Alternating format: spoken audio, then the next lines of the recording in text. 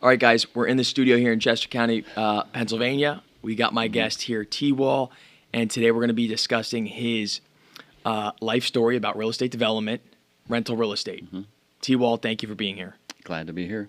So let's get started. Tell us where you're from and how you got started in the real estate industry.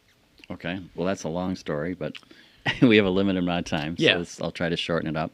I'm from the Madison, Wisconsin area. I grew up there and went to the real estate program there, which is hate to say it, but #1 school in the country. Okay. #1 real estate school in the country, so I'm very proud of that. The Grass Camp program there. Grass Camp was our professor and chairman of the department. He was a quadriplegic from having polio at age 17. So he couldn't use his arms or his legs. And we worshiped him. I mean, he was incredibly brilliant mind and just a huge advocate for entrepreneurs. He loved seeing students become entrepreneurs and go on to be successful. And that was his calling in life, was to help us Push you guys forward. Yeah, go on and start our own businesses, et cetera, especially developers. And so you went to this real estate school. Yes. So in college, there was no jobs available because the tax law had changed.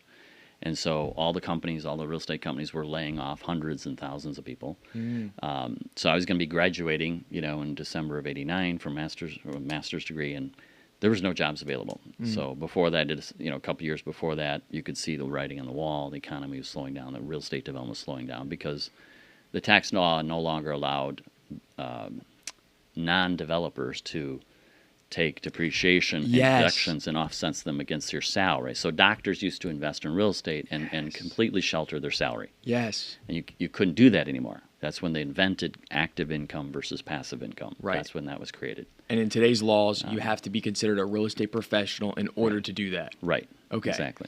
And so what age did you get your real estate license? Well, I think that was in when I was 20 or 22 or something. Okay. But the license didn't really matter back then. You didn't need to have a real estate license to get started back then. Today it's different. You could actually do work for yourself without a license. If you did work for third parties, you needed a license. Oh, But I actually, so I decided to go out and hit the pavement. My dad wasn't going to support me when I graduated, right? He was going to, you're out the door, you're the 10th of 11. Get to it. The other 9 did it fine, right? So you're going to have to be on your own. So I decided to hit the pavement, wear out some shoe leather. I got my license, and then I went and started marketing myself, just door to door, knocking on doors of apartment buildings and seeing if the owner would sell. I would send them letters, contact the owners. And I lucked out, and it's just weird that I ended up running into a guy who was actually going bankrupt in Texas, but he had some real estate in Wisconsin. And he needed to sell some properties because the court was making him sell. I later found out he really didn't want to sell. It was really just a scam to kind of convince the court that he was trying to sell by hiring me, And so I was marketing this dumpy 48-unit apartment complex that had 6 buildings. And on the east side of Madison, it was low income. And later it turned out, I found out it was full of prostitutes, pimps, and drug dealers. The former owner would collect rent with a gun holstered at his side because he didn't feel safe on his own property.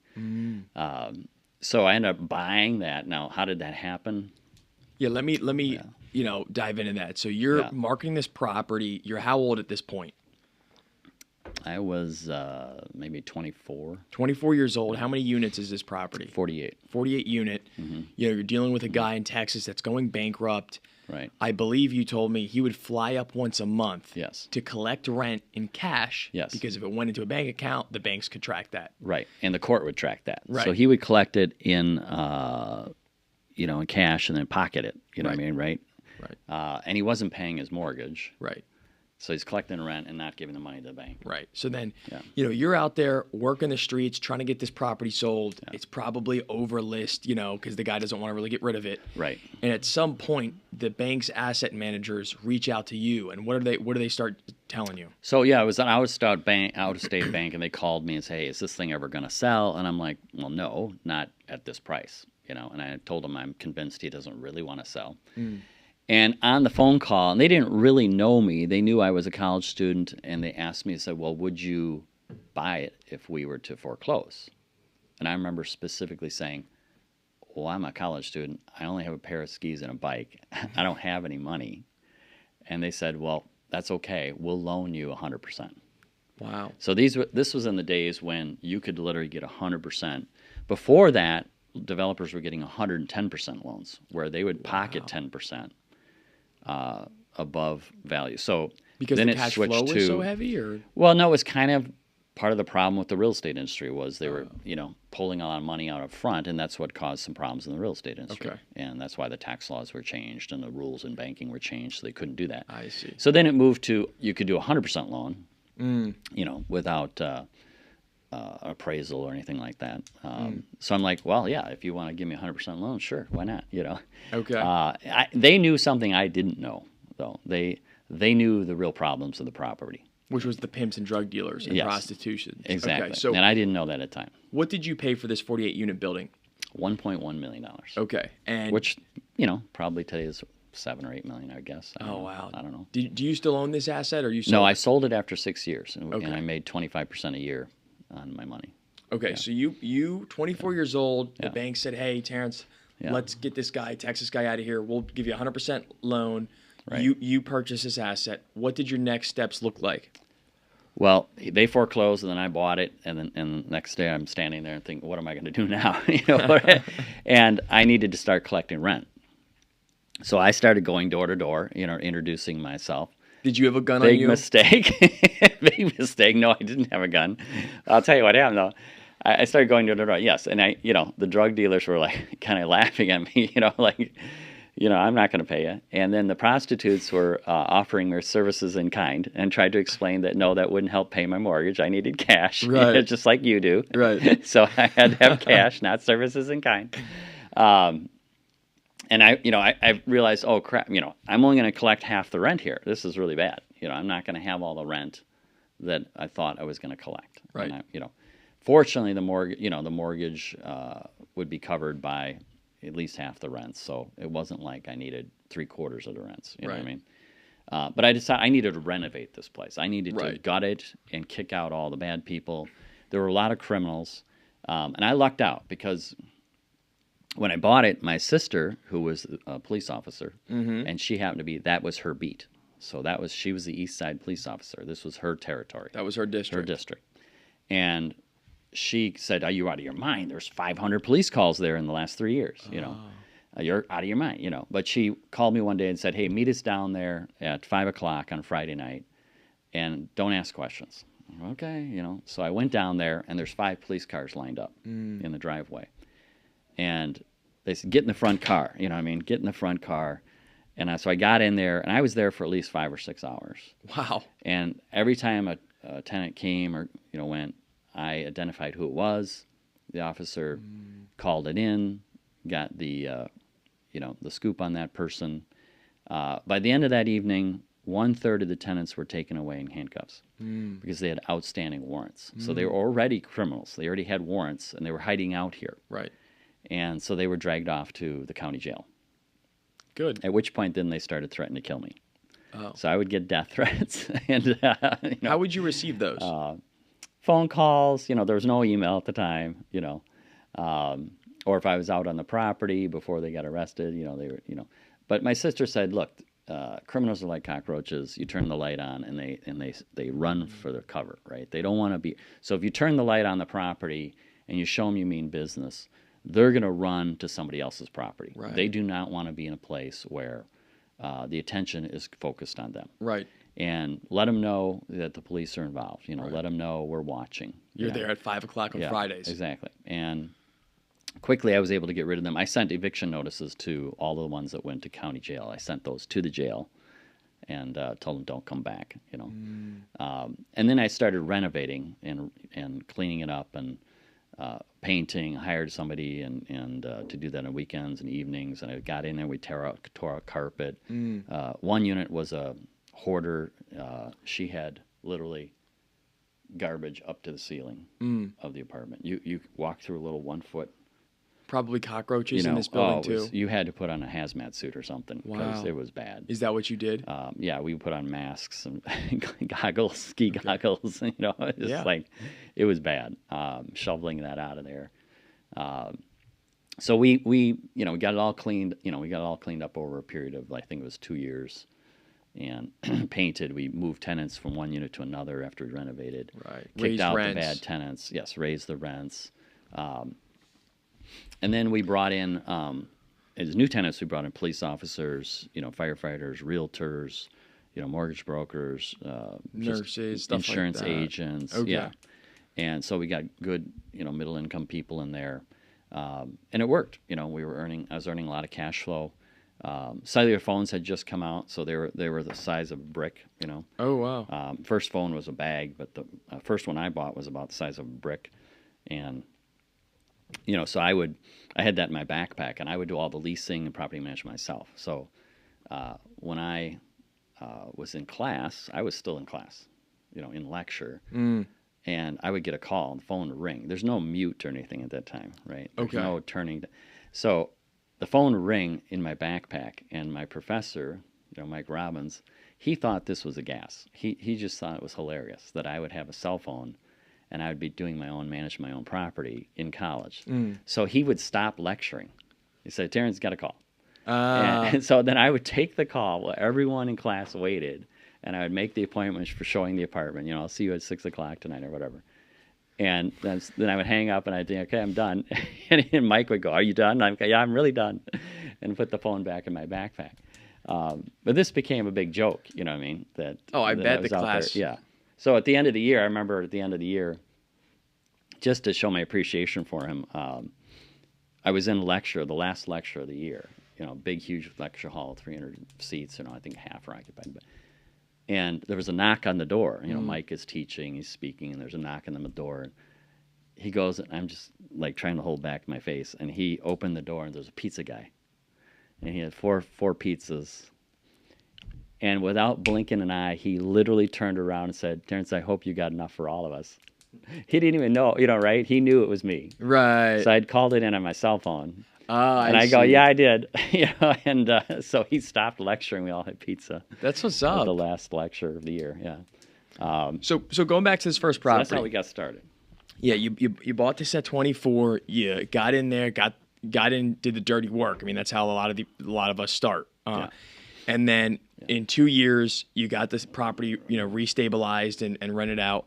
And then what did you end up selling that property for 6 years from purchase date? I don't remember the sale price, but I remember specifically I made 25% a year. Okay. Returns on cash returns. And why did you sell that property? Well, after 6 years, it was, as I said, it was a low-income property that moved to sort of low-middle income, and I was trying to go more upscale. You know, I decided I had it with the number of death threats, and you know, the former owner, you know, found out that I ended up buying the property, so he threatened to kill me, and I had to get an injunction against him. So if he came back to the county, he'd get arrested. Your sister would see him. And Yeah, so she helped me get the injunction. And yeah, it was. Let's just say that after, you know, a number of years, you kind of get exhausted by the stuff that goes on. you don't have to tell me, brother. Yeah. I mean, I got a couple properties, Yeah. not to your scale, and I've gotten in, you know, almost fights. I've had my gun on me with certain situations. I've had, you know, verbal threats and all this Right. kind of stuff. I mean, Yes. you name it. It's like, what am I doing? Right. You know, because do we need that hassle? No, but you know, as people that you got to make a sacrifice in the short term to, Right. to get the bigger Exactly. picture in the long term, and you Right. kind of keep pushing. So, all right, so that was your Yeah. first property. Yep. Move us along here. 24. You know, when did you buy your second property? Yeah, so I was doing that in college, and then I graduated, and so I had my own business. I was lucky because I had a lot of cash in the bank. You know, graduating from college, I didn't have any student debt. So the world today is different, right? So I was very fortunate because I was working my ass off in college. Taking phone calls in class. Yeah, I was going to school full time, and I was working 35 hours a week, typically 30 to 35 hours a week. So it was, you know, it was like 2 full-time jobs. you Right. know.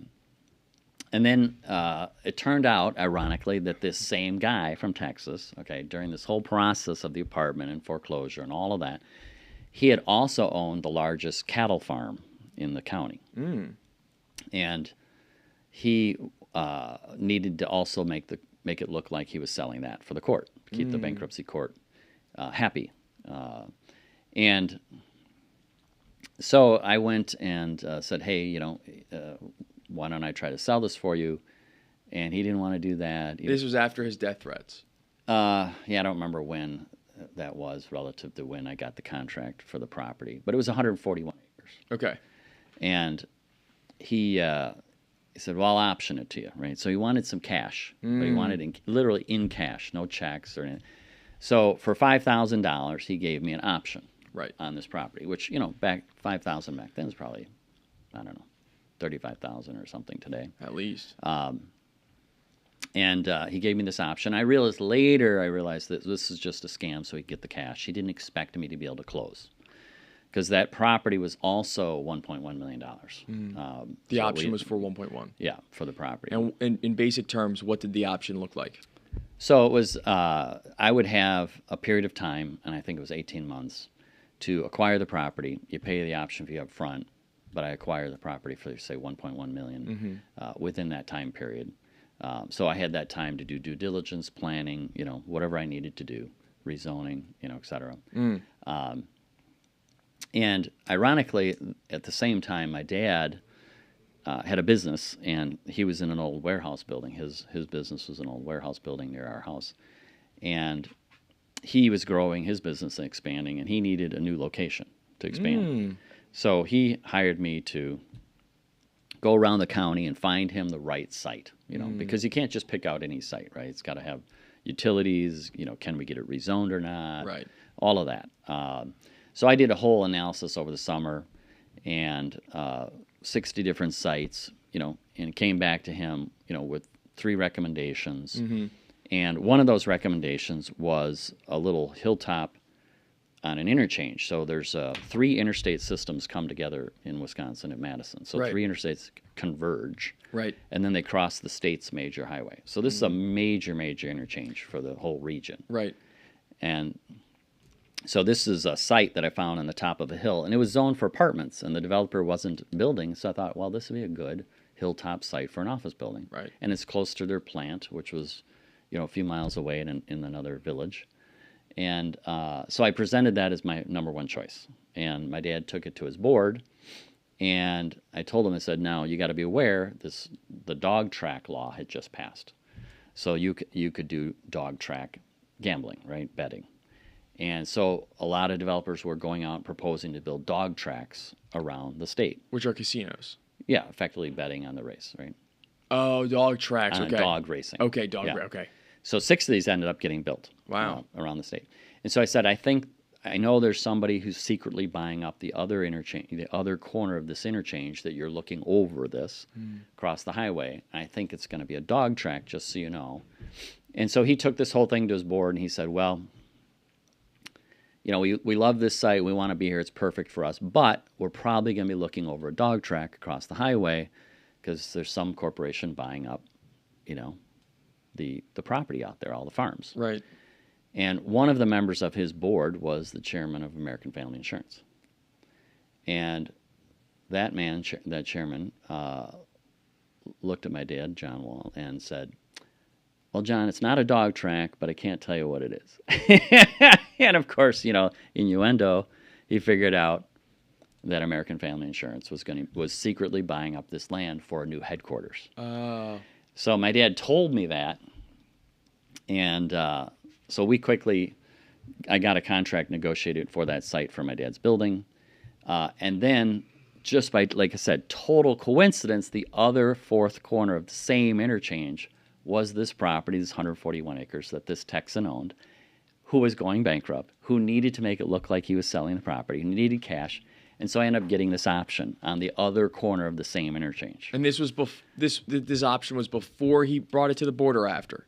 This is all simultaneously going on. Okay. All at the same time. Okay. This is all, sort of incestuous that, you can't, segregate the dates, But so I ended up getting the option we ended up getting the site from my dad's company, and American Family was buying land at the same time for the other for their headquarters.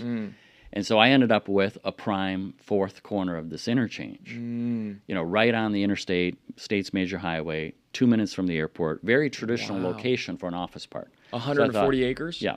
And I thought, this will be great. I will build an office park. Traditionally, it's near an airport, on the highways, right? Right. Madison, that had not been the case because office had developed on the west side. Why? Because Oscar Mayer was on the east side. And Oscar Mayer was conducting cattle slaughtering, hog slaughtering. And the smell, the odor would waft over the east side. And so no one wanted to build an upscale community. No one wanted to build an upscale office park on the east side because of the odor. But the slaughtering operation had ended just before this. So it's like, you think about timing. All these things converged. Think about the timing. Me searching for my dad for a property. Same time this guy owns the other interchange. I end up in the same location. American Family's buying the land secretly. Nobody knows that except me, And they're going to build a new interchange just down the road off that highway. So it all came together. I got the option. And then the guy didn't want to sell. So then I ended up having to hire a lawyer in Texas. Right. A bankruptcy lawyer in Texas. And he took the closure. We wanted to close, and the seller refused to close. So he took this to the court and disclosed it to the judge. The judge was furious at the Texan. Right. Because he was concealing this all from going on. He wasn't telling the court that he'd received this cash. And so the judge was furious. Right? Yeah. So the judge actually closed on the sale. So I never dealt with the Texan again. That's awesome. We dealt with the court, and the court ordered the sale, and the sale occurred through the court, and so I ended up buying the property from the court, and ended up owning this, what was previously the largest cattle farm in our county, right, on a hilltop over the interstate system. Wow. Right? So prime location, right? And next to me was a property that the technical school had acquired. They were going to build a new technical school, college campus there. Although they ended up pulling out and going to a different location. And a car dealer and a lawyer ended up buying that property next to me, and they ended up hiring me to develop that property as well. So I ended up doing a master plan for this massive. It had to be 250, 300 acres. So break it down for us, for people that are curious. How does that work? So you bought it at what age for $1.1 million? I was, the same year. It was like 1989. So you're 24, so 25. I was 25. Okay. 25. And then for guys like the car dealership, like your neighbors, yep. You said they hired you to develop their property. Right. How do those contracts work? How do you make money in those scenarios? So it was, again, a little unusual back then because it's different. I knew this car dealer was my neighbor where I grew up. And he knew me and I knew him. And he trusted me, and he had a lawyer, one of the top lawyers in the, county, if not the state. In fact, for example, to give you an example of how it worked out, we ended up partnering, and they invested with me on apartments. I was developing their property for them, getting their roads built, getting the rezoning. I ended up bringing them American TV, which is a big electronics and furniture store. I ended up bringing that to their property. And then when John Lancaster, who was the car dealer, ended up getting the franchise for Lexus. Lexus had just come out, right? Right. And there were none built yet.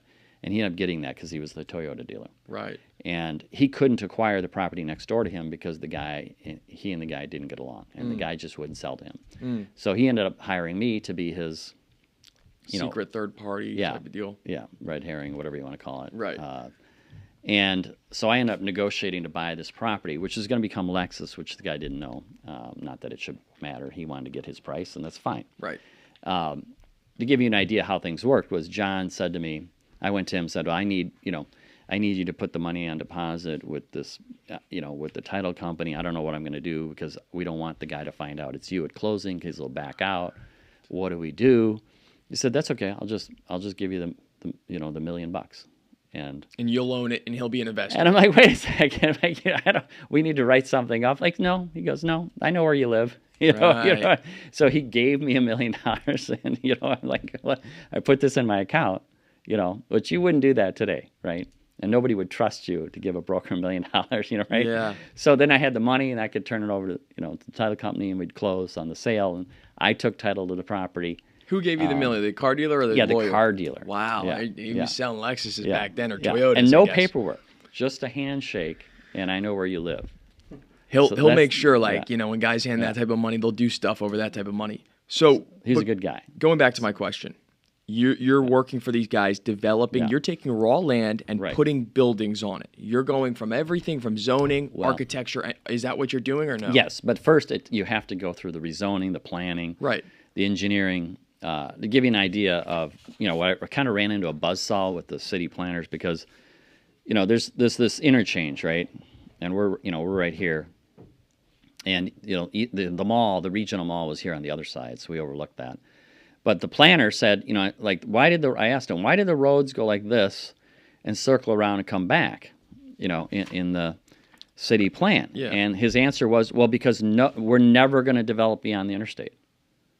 I'm like, Mike, that is so ridiculous. That is the stupidest thing I've ever heard. Right. To this older planner, he literally thought the city will just stop growing. We're just going to stop right here. Just hold that up a little bit. Yeah. Yeah. So, he had the roads literally circle back physically. Yeah. They were there. So I had to get a new road put over the interstate with a new bridge. Right. And then a road system, through our development. Right. So I needed to get the roads approved, the rezoning, the master plan. Right. And that took like a year and a half, 2 years. Fortunately, we had a really good mayor at the time, and he wanted to see development. He had the vision, Plus, I was lucky because this road going over the interstate would cross and connect to the new spaghetti interchange where American Family was building right here, and then my dad's office was up here on this hill. So this whole road system would be, connecting so the bus system could circle around and come back into the city. So I was really fortunate the city could see that vision, right, of, the Butcher bus had to come around, right? And so I was able to get, but I still didn't have any money. So I was very fortunate. I had a nice mentor named Mike that worked for the local utility, MG&E, and he convinced the local utility company, hey, we don't have any growth territory because the territory is landlocked. Right. So the utility can't expand beyond their boundary. And so the only thing they can do is go up, right? Right. Unfortunately, Madison had a lot of height limitations, so you can't necessarily go up. Like the entire downtown, you can't go above the base of the columns of the state capitol. So there's a height limitation. So you can squeeze the belt around the outside normally, and then if you do that, the city goes up. But we couldn't go up as a city. So they wanted to see growth occur around the periphery in their territory, right? And they had seen a utility company do this on the other side of town in their other utility territory. So he came to me and said, hey, we'd like to help you. And so they made me kind of a super secret loan. They gave me money to build the roads, the first phase of roads, low interest loan. They gave me over... Mike or the utility company? The utility company. Okay. Mike worked for them. Okay. And he went to the board and convinced them. And so he got me the loan for the roads, and then he got me a loan guarantee. So my first 6 buildings, MG&E provided me this super secret guarantee of my loans. So they would give a guarantee to the bank on behalf of me to guarantee the loan. And I never drew on that. We always leased up, And I love that. And then they'd renew it for the next building. This went on for 6 buildings for like 10 years. Okay. So I was very fortunate. I had MG&E, give me the loan for the roads, and I had the city build a little section of roads, but the developers had to build the primary roads, right? The existing road could be rebuilt, though, at city cost, not my cost. Any new roads had to be me, and that's where MG&E came in. So I was very fortunate to pull together a whole team of people, right? You really did. The city, the MG&E, in terms of my dad, in terms of insurance, just car dealer guys, everyone. American Family going in across the interchange. Right. The car dealer. Those guys would give me some income. They paid me some, consulting fee. I would charge them an hourly rate. I see. That's how you were making money for them. Yeah. We're so I making get an money hourly from it. rate to Right. develop these properties for them. Right. Now, I want to bounce around. I want some bullet point answers. Like you've mentioned, you've built buildings for Target. You've built 35 million square feet or something, 3,500 million square feet of office building for other people. How do those contracts work? Like Target, you built a building for them. Is it, hey, I make 20% on all billable, on everything that contractors send me? How do those contracts work? So everyone is kind of different, depends on the situation and the company. Okay. So when I developed and owned 3.5 million square feet of office space. Okay, that was so I was the largest office developer in Wisconsin. Okay. So I had this portfolio over time, right? It took years and years and years, a lot of persistence and hard work. And then I did 5 retail centers.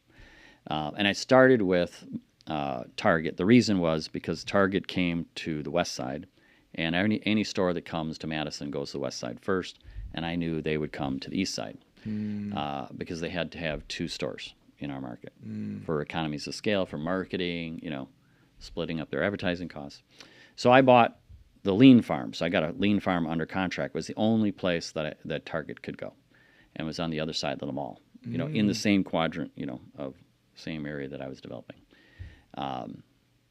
So I got that under contract, and I started working on the approvals, and I knew Target would come eventually. I sent them a letter, and it wasn't until a year and a half later, and I was literally at Vail in my ski boots. I was taking a mid-morning break, in the lodge, and up on the mountain, and I called in on a payphone. You imagine this, right? I didn't have a cell phone back then, and there's no cell towers up on the mountains in Vail, right? So you couldn't use cell phone. And at the exact moment that I called in, Target was on the other line. Now think about that. It's just pure coincidence. And I yeah, connect me. So she connected the 2 lines, and I was talking to Target. Well, I'm in my ski boots. And this is right after you got the option on that other land. Yes. Wow. So I got an option on the lean farm for turning that into a power center. Big box stores with some small stores out front. Right. And Target's first question was, well, is that land still available? And my answer was, not for very long. I didn't tell them I was waiting for them to call me, of course. I made it sound like there were other stores interested, which there were. Eventually, Home Depot was looking, and other stores, ended up getting Ashley Furniture and a bunch of big box stores out there. But yeah, I'm on the ski hill in the mountains in Vail, and I'm doing this call with Target, and they're like, "Well, we want it. Hold it for us. Do not sell it to anybody else. What do you want for it? And so I let me get back to you on that one. I want to get home and figure out what I can get from them. Right. Find out what they paid on the west side. Right. Look up comps. What did they pay in other cities, and then get back to them with a price. So they ended up wanting me to build the store for them. So I sold them the land, built their store, the box, and they built out the inside. I see. Yeah, but they would own their store, so they would own their plot of land, and they would own their store, even though I was building it for them. Okay. The rest of the center I would own and lease out to the other stores. Right. So let's do Target, for example. Yeah. The option was for what price that you got for the land? So that was, I think it was $1.4 million. Okay. And what did you sell the land at Target for? Geez, I'd have to do the math on that one. I remember I was buying it for, oh gosh, it was maybe $7,500 an acre, if I recall, for the land that I was paying, because it was farmland. I had to rezone, I had to plat, I had to build the infrastructure. Right. There were wetlands, and I sold to Target. It was $4 a foot, so that would be about $170,000 an acre, where I bought for $7,500 an acre. But there's costs in there, I had other costs in there that I had to cover. And it's how many acres is this land? Well, the whole land site was 55 acres, and I was selling Target only, I think it was 11 acres. Okay. Yeah. I remember it because my dad was always telling me, focus, you got the office park, on the interchange, focus on that. Don't get distracted doing retail. You need to stay focused. And I agree. I generally tell people stay focused. Yeah, right? but it's tough. Tell you stay focused. It's very tough. It is tough. But you don't want to get too distracted. But this was an opportunity. I looked at it as I am focused, but it's more development. It's just not office. It doesn't have to be just office. It can be retail. I'm a developer. I can do both. It doesn't matter whether it's one kind of development or another. I'm still doing development, right? And so I closed on the land, the farm, on a Friday, and then I sold to Target, only a quarter of it on Monday. And I do remember I walked into my dad's office, and I said, "Remember, I'm developing the retail center," and I handed him the check for. I remember the profit was $1.1 million. Okay. All right. So you made $1 million over the weekend. Yep. And although it took 2 years to get there. No, I know. Yeah. But my dad said, "Now you remember what I said to you about focusing and staying focused?" I go, "Yeah." He goes, "Forget all that. Just go do what you do." Right. I remember those words. He's like, "Yeah, forget all that. Just go do what you do." And that was kind of his release of me, like to say, "You obviously know what you're doing. Right. Go do it. You're successful." His whole attitude changed. Right. Here's this kid of his who's, just showed him $1 million check. 25 years old or 26 years old, and he's got $1 million in the bank. And, he didn't become a millionaire until he was well past, I think it was 56. Terrence, just hearing your story, dude, I need to level up. Like, I need to level up. What does that mean, level up? Level up just means like, hey, I might make whatever, 5, 10, 20, 50 G's on a big landscape project. Yeah. I might make $100,000 equity on these real estate deals. Right. You just flipped, and it took years, right? It took years. It took years. That's the difference. So, but $1 million, 1.1 over a weekend. I mean, did you go to a steakhouse or anything? Did you do something? I didn't do anything. I just put it in a bank to earn interest, and then that was my equity for your development the next projects. Development projects. Right. So I used some of that to build the first office building. I used to build some more retail in that center. People say real estate investors and developers are always broke. Do you tend to agree or disagree? So they're not broke, but yes, I agree that they're short of cash, right? Why is that? So this is inverse of your business. So when you are doing business, you are earning more cash. Right. Because you're an operations business, okay? Right. Developers, it's the opposite. And I know this is hard to get your heads around, but when we're doing business, we're putting capital out the door. So we're pushing money out the door. And it takes 2, 3, even 5 years today to get something approved. Tremendous capital needed to get development approved today, at least in Wisconsin, Florida, et cetera. And so capital is going out the door. If I were to stop, like when I stop doing business, say during recessions, capital starts piling up. Right. Why? Because I'm not putting it out the door. Right. So the faucet's on, and the money's coming in, and if I'm developing, it's going out the door. If I stop developing going into recession, which I always stop, then the cash piles up, right? Now, and really what we're doing, to boil it down for the audience, you're taking money from a bank and putting it into equity. You're trading it for real estate value. Would you agree with that? Well, I'm taking my money from the bank, from my deposit accounts, and investing it into either the purchase of the land or maybe I might pay down the land loan that I took out. Right. Or in the case of the retail center, I took my profit from Target and I built a strip center. I built the power center in that same development. Right. Ended up with, 55 acres of retail center. Right. Interesting side story there was the wetlands. So the wetlands, I had this large farm, whatever, and the wetlands kind of came in right where Target wanted to go. Oh. And there were more wetlands back here. And I ended up going to the Army Corps of Engineers and said, hey, I've heard about this possibility where I could develop new wetlands in exchange to fill these other wetlands. So I need to fill this little peninsula of wetlands, which is low quality. There was a salvage yard across the wetlands, which was polluting the ones. Right. And so I need to fill this little area of wetlands. In exchange, I'll build you some new wetlands over here, same area, that I don't need that peninsula of land. I need the sand from that. So I'm going to take all that peninsula of sand, and I'm going to use that for the development. And so we're going to lower that land. We'll put wetlands in there. Right. And we'll fill this wetlands where our Target needs to put their store. Right. Win-win for everybody. And they're like, okay, yeah, we'll try that. And so I actually built some of the very first private wetlands in the entire country. And the Army Corps of Engineers came back to me later and said, this was absolutely the best example of new wetlands they've ever seen. Wow. And it was A+. They said the home run. They used it as a example to other developers across the country. They considered it a huge win, and so did I, of course. Right. So I developed some of the very first private wetlands in the country. Wow. And was allowed to fill other low-quality wetlands. Right. Now, if you went out there today, you would not know where that is. I mean, you would not know what was changed. You would have no idea. Right. So back then, the rules were a lot more flexible. The government regulators were more, I think, reasonable, more willing to consider ideas and try different things to see what works, what's best for the environment.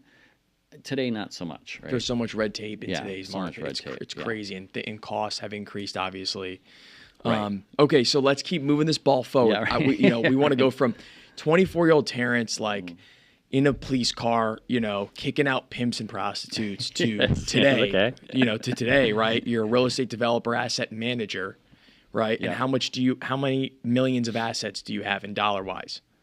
I don't know. I mean, some assets I've sold, right? Right. I've developed over $750 million. Right. And today, I focus more on multifamily. So in 2010, I could see the demographics changing, the demand changing, the need for residential housing. Need for residential. Eventually, the office buildings would have to be sold off eventually to pay back our investors in the office portfolio. So in 2010, I started building multifamily again, and we've got 2,000 units today. We have 8,000 approved in the pipeline. We can build over the next 20 years. So we've got a lot to go. And then what is your plan, man? Get 10K units and then go out to Wall Street and sell it to them? Probably would die first, but Okay. right. My plan is I have a goal of.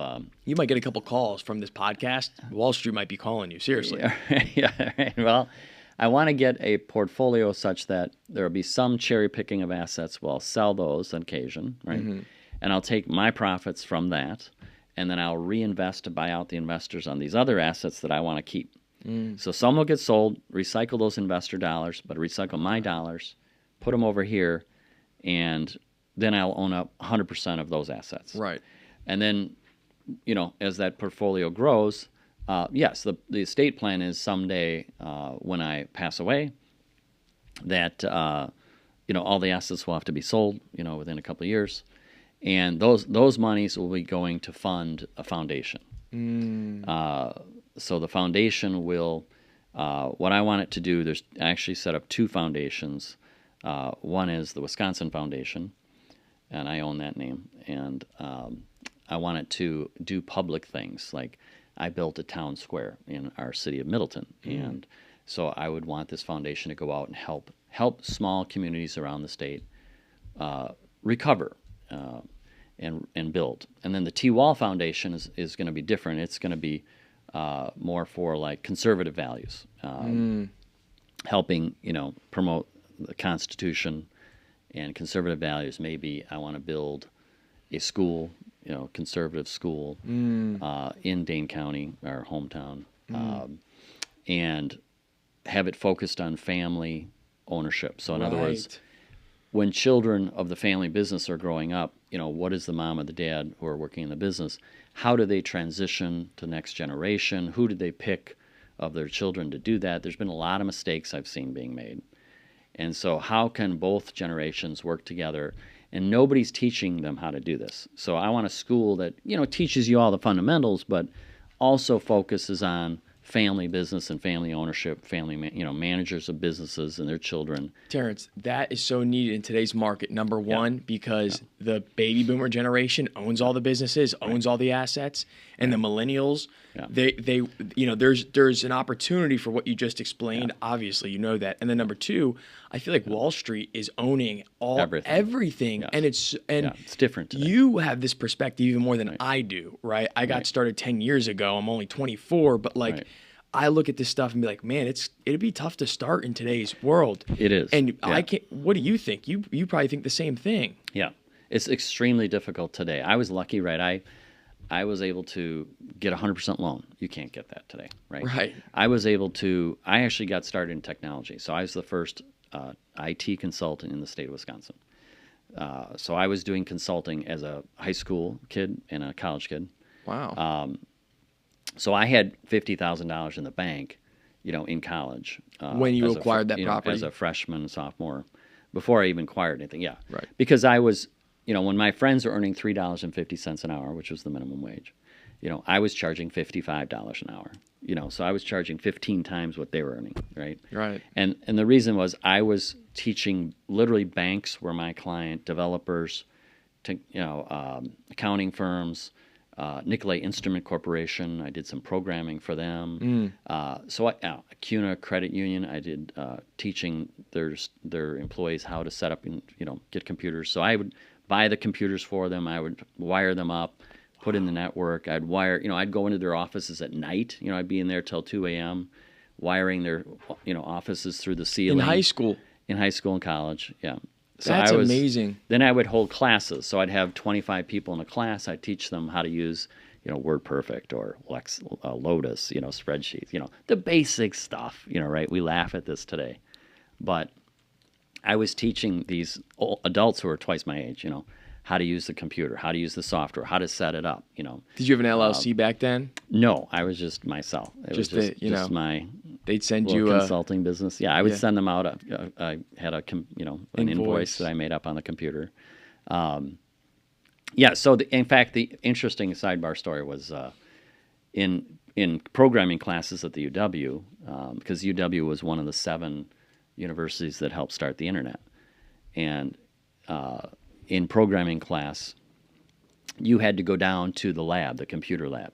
And so you might be down there in January, and it's 20 below zero. Mm-hmm. And it was small. There might have been 20 computers in there. And you were standing outside. It's 20 below zero. And you might be out there 3 or 4 hours waiting for someone to finish their work so you could use that computer, right? So then you'd get in there, you'd do your work on the computer, and most of these kids would take a few hours to do the work. I'd get in, I'd do it in like 20, 30 minutes and get out. And so it was brutal, right? So I decided, hell with this. So I bought my own personal computer, right? An IBM personal computer for $5,000. Wow! Which back then, today that would be like spending me as a college, $50,000. Yeah, $35,000 or more. Yeah, to have a computer.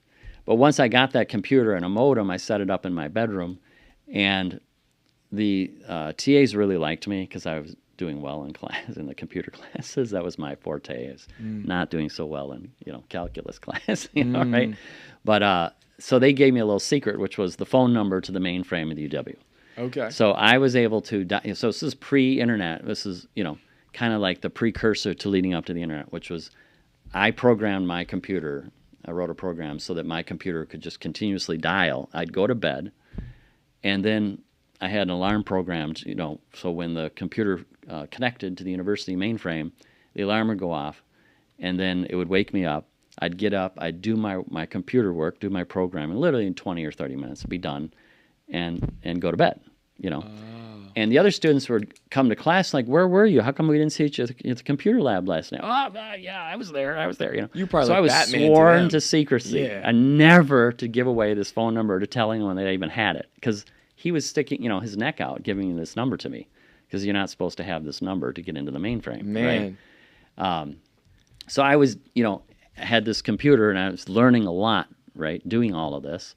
And I thought, well, people are asking me, my brother-in-law's development firm, that led to another developer who was on a board of a bank. So the bank hired me, and then the accounting firm hired me, and law firm, and, all these different companies were hiring me, I see. And I'd be spending Saturdays, 4 or 5 hours on a Saturday having classes of a room full of dozens of people to teach them how to use computers. Sounds parochial, right? Very simple. And it was simple, but it was complicated for them, right? Yeah. And I was wiring at night. I was programming. I wrote a program for Nicolay Instrument Corporation so that their audiologists could send in an order for hearing aids to their mainframe. And so that way their computer would talk to the mainframe, and I wrote the program that did that. And they were about to launch, and then the internet came out. And they postponed the launch. They never went ahead with it. But I spent a year working on this whole program. And got paid for it. I got paid a lot of money. Good. Yeah. So, for young people today, I think it's important to remember that I think there's too much of an entitlement attitude. They come out of class or out of school and they think, that they're better than everybody else and they should have the corner off. No, you got to work hard. Yep. You got to be persistent. Yep. I call it grit, right? You got to have a lot of grit. I love it. You got to stay the course. You got to fight hard. You got to have that umph. You call it grit. I call umph. Yeah. Yeah. You're not going to get ahead unless you are willing to do that. So Terrence, I got a question for you because I have some buddies that are trying to get started. Right? They see me on social media and they see me buying real estate. Maybe they don't make the money I make. Right. What piece of advice do you have for someone that maybe nets anywhere from $3,000 to $5,000 a month? They live at home. They're still, they're trying to save money just so they can maybe buy their first property or something like that. Right. I mean, I have my answers, but I want to hear from you. Yeah. What advice would you give to that person? Yeah. Well, I think two things. One is if they're earning that kind of money, that's good, right? And they can pocket that. And then look around for a 4-unit or an 8-unit to buy. Okay. That maybe they can renovate themselves. And it depends. If you're a handyman, that's going to work really well. Right. Otherwise, you have to hire people out to do it. I wasn't a handyman. I had to hire somebody. I could get in there, rip out carpet, and paint, but I'm not going to change faucets or vanities. Right. So if they could find a property that they could renovate and then boost the rent, you want to look for the property that's not in such good shape, but is in a good neighborhood. Okay. Right? You don't want a bad neighborhood. You want a bad property in a good neighborhood. Right. Because then you can bring the value up right. to the level of the neighborhood. Right. You don't want to be the guy who brings the property from this level above in a bad neighborhood. Is. No, a good neighborhood. Right. You don't want to be bringing that property above the level. Oh, right. Because your comps around, right, you won't get the appraised value. The buyer won't get the appraised value. 100%. Right. So you have to bring it up. You don't want to bring it above what the level of the neighborhood is because it's tough to get the appraised values, which means it's going to be tough to get the loan. If you are here and here's the neighborhood and you're going to bring it up, you can go buy that property, get an appraised value, might appraise up here, even though you still haven't done the work for it yet. Right. The renovation but it's loan. Anticipating. Right. Yeah. And then you're going to do the renovation. So that's number one is you got to get out there and work hard, do this on the side in the weekends or evenings. Number two, I know this is going to sound funny, but get the hell out of the house. You know what I mean? Move out of the house, right? I mean, I lived at home for the first 2 years of college, and I didn't realize it, but my friends in college would not call me. Why? Well, because it's different back then. They didn't want to call my home because my mom might answer the phone, right? So they weren't calling me. I wasn't being invited to do things. I lived 5 miles out away from the university. As soon as I moved out of the house and I moved in an apartment downtown, even though it was a dumpy, concrete box, literally, everything changed. They started calling me, inviting me to do things. You had it money. Helped to have cell phone because they could call my cell phone. You're rolling around like Batman. I bet you had some parties. So it was different. You started treating you differently. Mm-hmm. I started seeing the world differently. I started seeing more opportunities. When you're home and your parents like, hey, you got to be home by whatever hours. Fortunately, I didn't have parents that said that, but. Are you going to be home for dinner or not? Well, don't pressure me. You miss opportunities. Okay. Right? If you're not at home, you're going to be forced to scramble, forced to work harder, forced to. Right. And then you want to get out. You're just going to see things and opportunities you didn't see before. Yes. You get that hunger a little bit more. I know exactly what you're saying. Hey, but let's just to conclude this for people that are just starting out. Like, you gave them the play on the first property. I have people that hit me up that are struggling to save the money for that down payment. Mm-hmm. My advice to these guys are, if you're only saving 2 out of the 5,000 a month that you make net right now, stay at home for 12, 24 months until you have 25, 50, 60 G's. Yeah. Like these and guys. And then get out and then buy something. Maybe you move into that. Correct. So there's one little trick, and that is if you were to buy a 4-unit or an 8-unit. Right. If you move into that 1 unit, you can get a home mortgage, basically. So it's a loan that's kind of a hybrid between a home loan and an apartment loan. If you don't move in, it's a different situation, different terms from the bank. But if you move into one of those units, sometimes you can get a grant from the city. Yep. Or a lower interest rate loan from the city for equity. Yep. And then you go get the loan from the bank. Yep. Or credit union.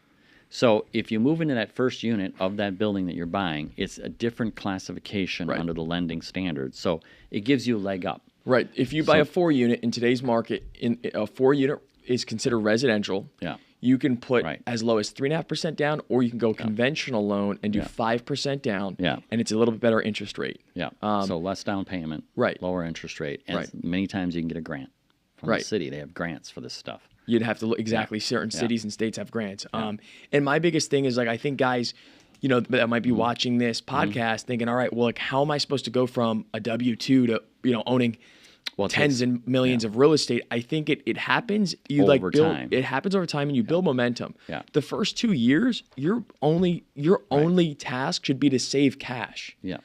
And then at the 3rd year, you start making offers when you have the money, and then by year 10, you might own 50 units because you pulled it. You know what I mean? But guys got to realize, like, to start, like, that's how I got started. I would save every dollar I made and stack up my bank account. Yeah. So a lot of some of these students, they might have a lot of student loans. Yeah. Unfortunately, so try to get that paid off. You're not gonna. It's not gonna get paid off for free. you're gonna have to pay it off. Yeah. And that's affecting your credit and your ability to get a loan. So first, get that loan paid off. Even if you had to borrow money from family or friends or something to pay that off, because it's affecting your credit. That is the ability to get a loan to buy that first property. The bank's going to look at that. Holy crap! We can't give you a loan. You get all this debt. But if it's from friends or family, it's different. Even if it's in writing, but it's not going to be the same. So to help you, first of all, get that paid off. Right. Second, get a second job or something, or work harder. Raise your income. Bring the income up and save all. And third is, don't spend so much money. Right. So I wasn't a big drinker. I see some of these guys blowing. I have a brother who's a big drinker, and he was an alcoholic, and he kicked the habit in his mid-50s, fortunately. But thousands and thousands of dollars in alcohol, every month, and when you're blowing that kind of money on that, you're never going to get ahead. Never. And not to mention your time is being spent on that, but your money's being spent on that. Your health decays. Yeah. So you're you're not tipping going to think on straight. alcohol at restaurants. Yeah. So like get rid if you have a car payment. So cut your costs. Yeah. Right. Yeah. Treat it like a business. Right. Like cut the car payments, guys. Right. Don't drive a fancy car like yours. Yes. Don't drive my cars. You know what I'm saying? And maybe you like in this market, guys are paying $2,500 a month for an apartment. If you really want to get started, step back. Like it's never a bad idea to step back in the short term to take multiple steps forward in the long term. Right. Exactly. Save the cash, conserve. Like that's the first level of getting into success. Is how I look at it. Is literally like acting broke, being broke, and stacking that cash. Exactly. So I always say, I lived as a student after I graduated from graduate school.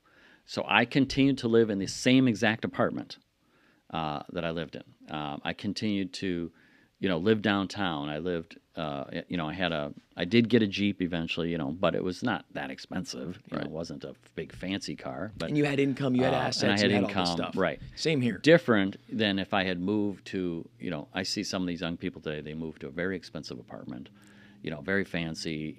But you don't need that right away. Right.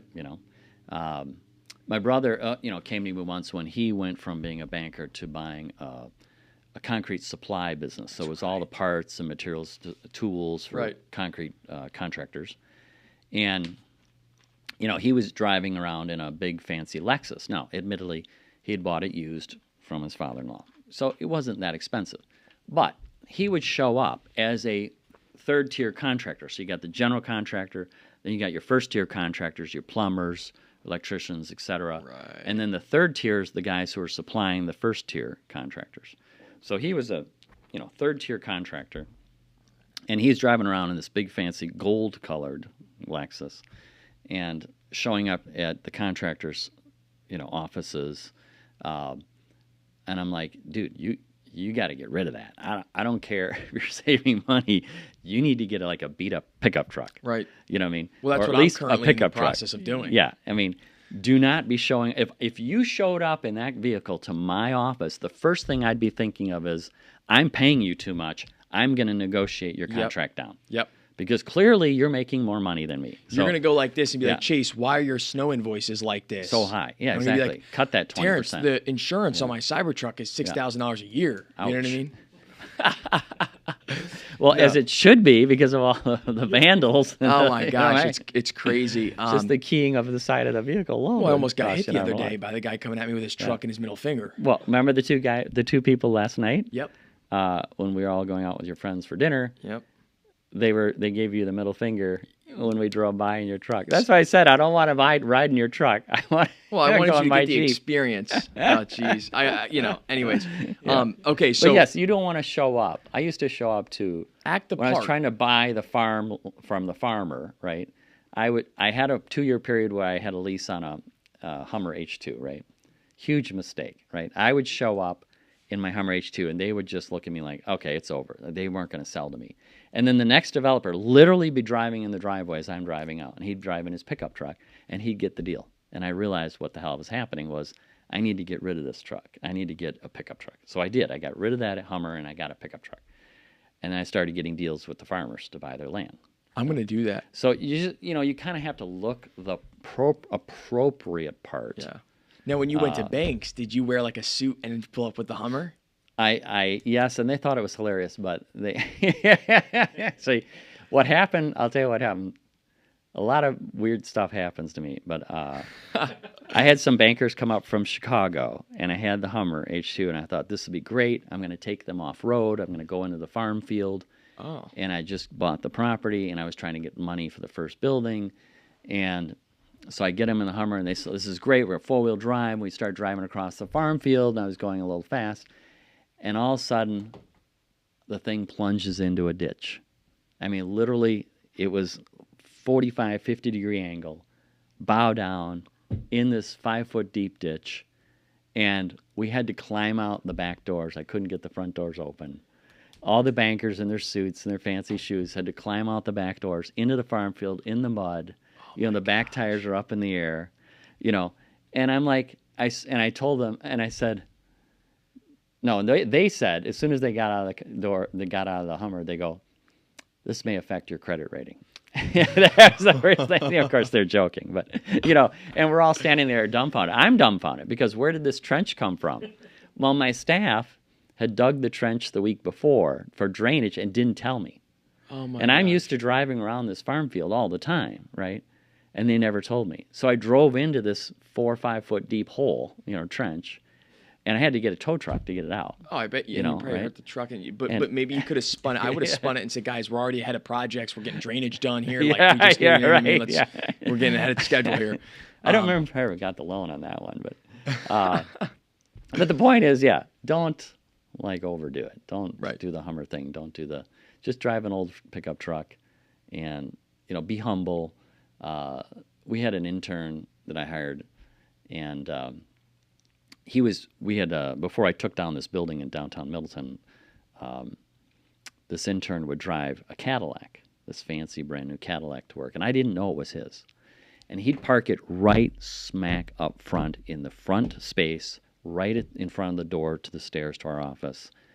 And every day I'd come to work and I'd see this Cadillac parked right smack there, and I had signage up saying, retail customers only.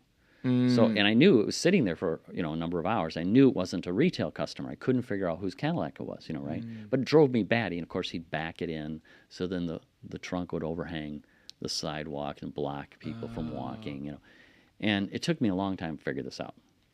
So finally I figured it out. And I said, you get that damn Cadillac out of there. And I want you to park it, bow in by the dumpster. Yep. And you're going to walk across that parking lot every day. You are an intern, so you are a low man on the totem pole. Yep. And you're going to leave those spaces for the customers. I don't even park in those spaces. Right. And he was all offended, but he did it. And eventually then he just quit. Right. Right. Well, that's something I want to... It's a lesson. Yes. He should have, read the sign, but he also should have been smart and parked in the back, especially if his parents had given him a Cadillac. Right. You know what I mean? This is not the thing to be doing, driving a Cadillac to work when you're an intern. Right. You should have been a little more humble, right? Tell mom and dad, how about just getting me a small little car, right? Right. Not some big fancy thing. Right. So it didn't work out because it turned out he was lazy. He was not very hardworking.